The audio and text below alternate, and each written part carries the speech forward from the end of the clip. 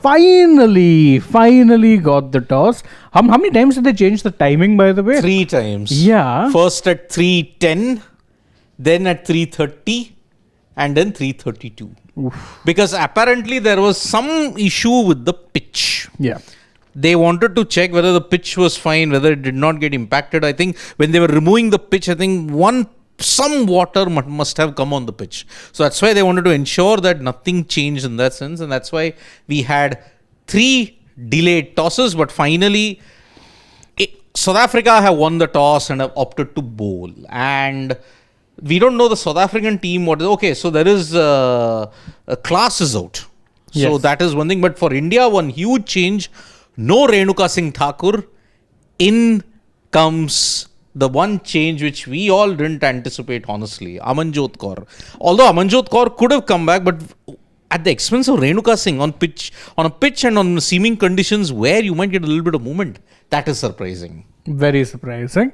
I don't understand the entirety of the logic behind it, but maybe they feel that they don't want to tinker with the combination that's worked so far in terms of the spinning combination. But I don't know. I'm not sure if this is going to be the kind of ground where the spinners will have much, because basis what even Laura Wolvaardt was saying, it looks like a very batting friendly kind of a surface, which we know Vizag has traditionally tended to dish out at times for white ball cricket. Yeah, see, this is the first time women's cricket has been played in Vizag after 2014. So we don't know how the pitch and the conditions would have changed for this period at this time. But then see, this is the team that we've got. It's Smriti Mandhana, Pratika Rawal, they will be your 2 openers, followed by Harleen Deol, Harmanpreet Kaur, Jemima Rodriguez, although Jemima will bat slightly higher if the need be.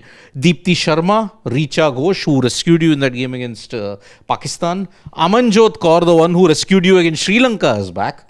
Sneh Rana, Kranti Gaud and Sri Charani. So still no place for Radha Yadav. Sri Charani is your lone left arm spinner.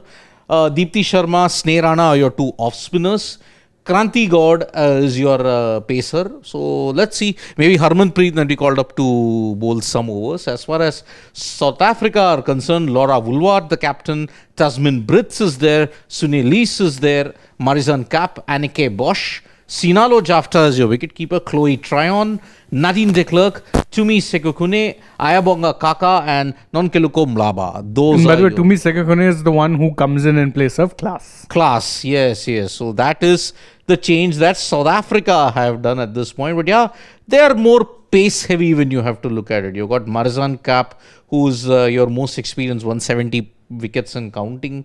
So even I think if memory serves me, Ayabonga Kaka is also a pacer. So yeah, on paper when you look at the bowling lineup, I think India's bowling lineup fares slightly better than the South Africans when you look at it, although they've got far more experience.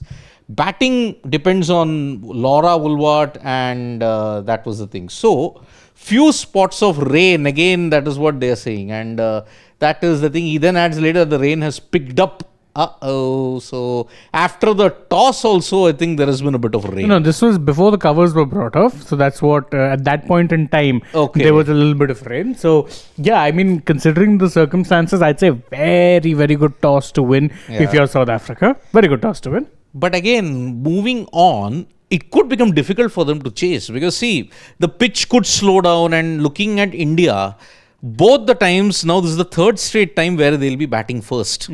Pakistan game, they batted first. Sri Lanka game, they batted first. And that is why I think they are used to now the kind of total that they want to set. But in trying to defend a total, I think South Africa's batters won't fold away as easily as Sri Lanka or Pakistan. So that's why this is a very, very important toss. Yes, I do agree to a certain extent. But South Africa chasing, agreed, they won 2022 while chasing, but 2022 different conditions, different time of year.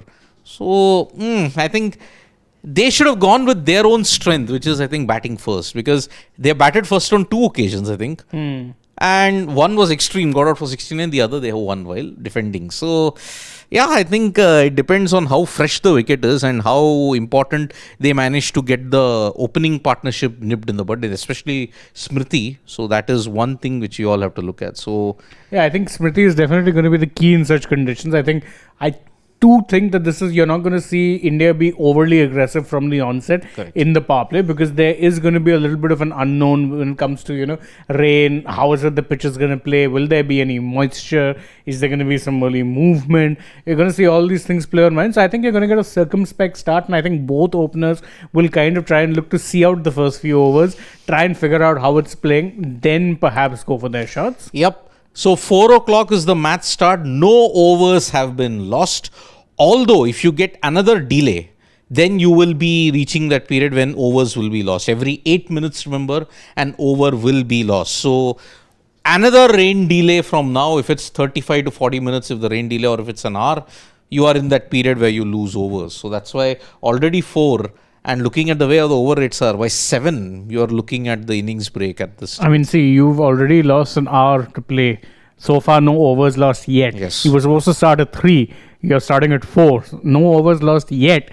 But it's not a good sign that you already lost an hour's play despite not actually having bowled a ball. And this was with minimal rain. It was mostly a case of once the rain had stopped, little bit of a spell, as we were saying, perhaps some water leaked onto the pitch, or there was some stubborn patch on the outfield that they couldn't quite get dry on time, which is what led to the toss itself being delayed three times. Yeah. Not exactly a great start, and hopefully it gets better from here. Yeah, so 1 hour gone, that grace period.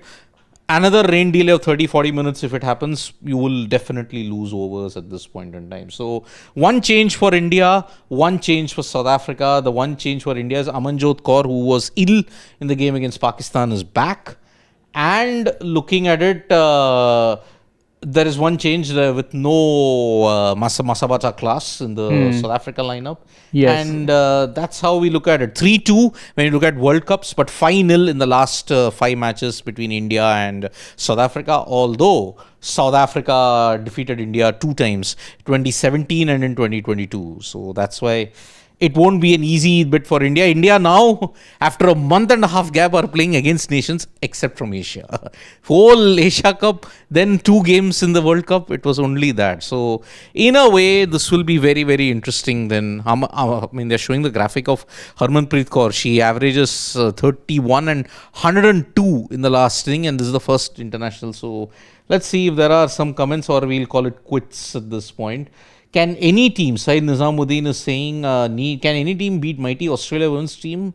I've said yes, you can, but it'll need something special. I mean, if they were struggling the way they did against Pakistan, it shows you that the side is beatable if you can get, few early breakthroughs. Of course, you have to be at your best, which Pakistan weren't once they got 7 wickets, which is why they still ended up on the losing side. But I would say over 100 runs, let me tell you. Yeah, imagine that. Well, I would say that this side are a little bit beatable. They're a little vulnerable at times.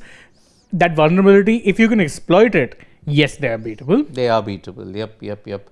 Priyanshu saying, if it's a full 50 over match, no Priyanshu, it is a full 50 over game. It's good that India are batting first because I trust the bowlers more to defend rather than batsmen to chase. Actually, when you look at it, our Indian women's team is the antithesis of the India men's team, because the men love chasing. They don't. They like defending. Yes. So that is why, if only this trait was interchanged in the 2023 ODI World Cup, then it would have been great. I love mutton. Need at least 275. Amanjot is a boost, indeed. So yes, Amanjot adds the depth in the team, but she can't be expected to bail you out every single time. So yes, that is the way we're looking at it. Toss delay, everything is done. Although 275, what you're saying, if it turns out to be a good batting wicket, then I think they need to surpass 300. And Vizag usually does offer up a very good deck, with the obvious caveat. And I think you'd remember that match a few years back only it was, where Mitchell Starc absolutely wrecked the Indian team because he was getting some early movement. Yeah, 2023, I think, no. It was the year of the World Cup only. Yes. We played 2 series in that. Yes. One was before the World Cup. Yeah, and there was one which was earlier in the year, if my memory serves me right. Oh yeah, February. It was pouring even here in Delhi NCR. There also it was cloudy, and Mitchell Starc and I think Nathan Ellis. Nathan Ellis was the other one. Yeah, 134, and I think Green and Marsh finished it off in 11 overs, if I'm not mistaken. Yeah, it was basically like almost like a T20, an ODI. that was masquerading as a T20. T20. I think the lights weren't even put on by that time. They didn't need to. Yeah. They didn't need to. So, yep, let's see how the Indian batting team fares at this stage. South Africa have opted to bowl, and this is the squad with one change. Amanjot is back. So, we'll join you for the mid innings of this game. Yeah, and there's plenty of other action coming your way as well. It's a very surprisingly busy Thursday. If you're an Indian football fan, 5 o'clock must-win game against Singapore. Yeah. Must watch that. It's available on live streaming. You can check it out. We'll be discussing that match and, of course, the permutations, combinations, and what that means for the Indian football team going forward. So stay tuned. Watch that as well. I mean, in today's day and age, digital age, you can watch things on multiple devices. Yep. Lots. We're building up to even India West Indies also tomorrow. Oh, yeah, tomorrow. Yep. So do join us for all the latest updates. Lots more videos coming your way from me and Shane. It's bye-bye. See you for the mid innings. Bye.